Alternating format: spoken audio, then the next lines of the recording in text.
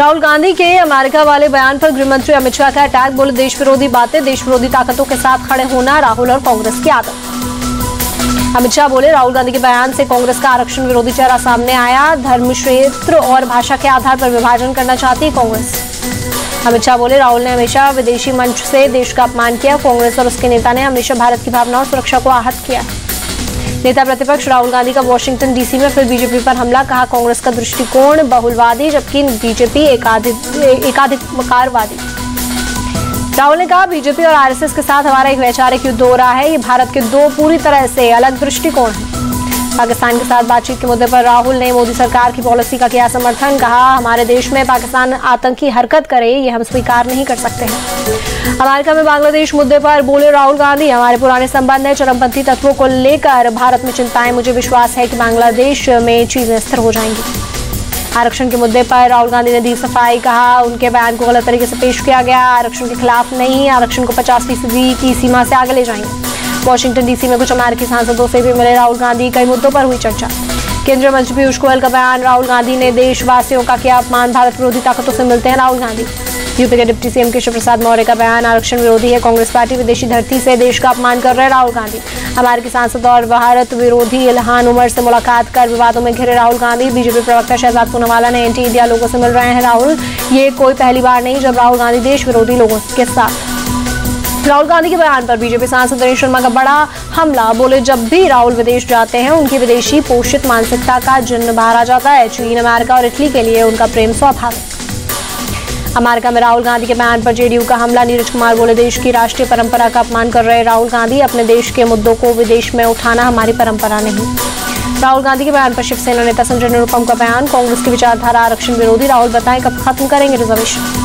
राहुल गांधी के आरक्षण वाले बयान पर बीएसपी चीफ मायावती ने साधा निशाना, कहा आरक्षण कांग्रेस शुरू से ही आरक्षण विरोधी, राहुल के नाटक से सचेत रहना होगा। राहुल के सिखों पर दिए बयान पर केंद्रीय मंत्री हरदीप पुरी का तंज, कहा राहुल गांधी अपने ज्ञान की कमी को दिखाते हैं। इंडियन ओवरसीज कांग्रेस के नेशनल सेक्रेटरी वीरेंद्र वशिष्ठ का इस्तीफा, 5 साल का कार्यकाल पूरा करने के बाद भेजा इस्तीफा। शिमला के संजौली में मस्जिद के अवैध निर्माण पर बवाल बढ़ा, हिंदू संगठनों का उग्र प्रदर्शन, पुलिस की बैरिकेडिंग तोड़ मस्जिद की ओर बढ़े प्रदर्शनकारी। संजौली में पुलिस और प्रदर्शनकारियों की झड़प, काबू भीड़ पर लाठी चार्ज, प्रदर्शनकारियों को तितर-बितर करने के लिए वाटर कैनन का भी इस्तेमाल। पूरे इलाके में धारा 163 लागू होने के बावजूद हजारों की तादाद में सड़कों पर उतर प्रदर्शनकारी, चप्पे चप्पर पर पुलिस का पैरा, फिर भी भीड़ को रोकने में पसीने छूटे। संजौली मस्जिद के अवैध निर्माण को गिराने की मांग पर अड़े हिंदू संगठन, जिला प्रशासन की मंजूरी न होने के बावजूद बुलाई आक्रोश रैली। संजौली विवाद पर कांग्रेस विधायक संजय अवस्थी की अपील, शांति बनाए रखें लोग, सांप्रदायिक तनाव प्रदेश के लिए सही नहीं। गुजरात के कच्छ में सांप्रदायिक माहौल खराब करने की कोशिश, उपद्रवियों ने गणेश पंडाल पर किया पथराव के बाद खंडित हुई गणेश जी की मूर्ति, पुलिस ने 4 आरोपियों को गिरफ्तार किया, 4 नाबालिग भी गिरफ्तार। लखनऊ में गणेश जी की मूर्ति पर पत्थरबाजी, 2 नाबालिग बच्चों पर पथराव का आरोप। कानपुर और अजमेर के बाद अब महाराष्ट्र के सोलापुर में भी ट्रेन पलटाने की साजिश, रेलवे ट्रैक पर सीमेंट का बड़ा पत्थर मिला, 4 सितंबर को कुर्डुवाड़ी स्टेशन के पास की घटना। मालगाड़ी के लोको पायलट की सूझबूझ से टला बड़ा हादसा, सेक्शन इंजीनियर ने पुलिस में शिकायत दर्ज कराई। कानपुर ट्रेन डिरेल मामले में एक्शन में यूपी एटीएस और क्राइम ब्रांच इंस्टीट्यूट शाहरुख को हिरासत में लेकर पूछताछ। कानपुर ट्रेन डिरेल मामले में सीसीटीवी फुटेज आया सामने, 2 संदिग्ध बाइक सवारों की तलाश तेज। बिहार में वंदे भारत ट्रेन पर हुई पत्थरबाजी, जमशेदपुर से पटना के बीच ट्रायल के दौरान गया के पास अज्ञात लोगों ने ट्रेन पर फेंके पत्थर। हरियाणा विधानसभा चुनाव के लिए आम आदमी पार्टी ने देर रात जारी की उम्मीदवारों की तीसरी लिस्ट, 11 उम्मीदवार के नाम का किया ऐलान। आम आदमी पार्टी ने भूपेंद्र सिंह हुड्डा के खिलाफ प्रवीण घुसकानी को मैदान में उतारा, पार्टी अब तक 44 उम्मीदवारों के नाम का कर चुकी है ऐलान। गढ़ी सांपला से कांग्रेस कैंडिडेट भूपेंद्र सिंह हुड्डा ने नॉमिनेशन किया फाइल, पर्चा दाखिल करने से पहले किया हवन पूजन। कांग्रेस नेता भूपेंद्र सिंह हुड्डा का बयान, कांग्रेस के पक्ष में वोट करेंगे लोग, हरियाणा से बीजेपी की विदाई होनी तय।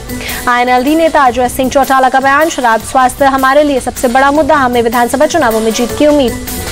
जम्मू के अखनूर इलाके में देर रात फायरिंग, पाक गोलीबारी में बीएसएफ का एक जवान घायल, अलर्ट पर सुरक्षा एजेंसियां।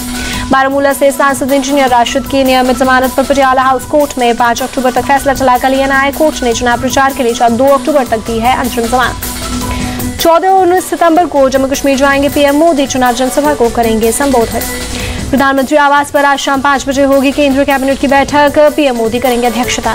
पीएम मोदी ने ग्रीन हाइड्रोजन पर अंतर्राष्ट्रीय सम्मेलन को किया संबोधित। का परिवर्तन के दौर से गुजर रही दुनिया। पीएम मोदी का बयान, ऊर्जा परिवर्तन और स्थिरता, समय की जरूरत, सबको मिलकर करना होगा काम। पीएम मोदी का बयान, भारत ग्रीन एनर्जी को लेकर गंभीर, पिछले 10 सालों में 3000% बढ़ी देश की और सौर क्षमता। ग्रेटर नोएडा के एक्सपो मार्ट पहुंचे पीएम मोदी, प्रदर्शनी का लिया जायजा।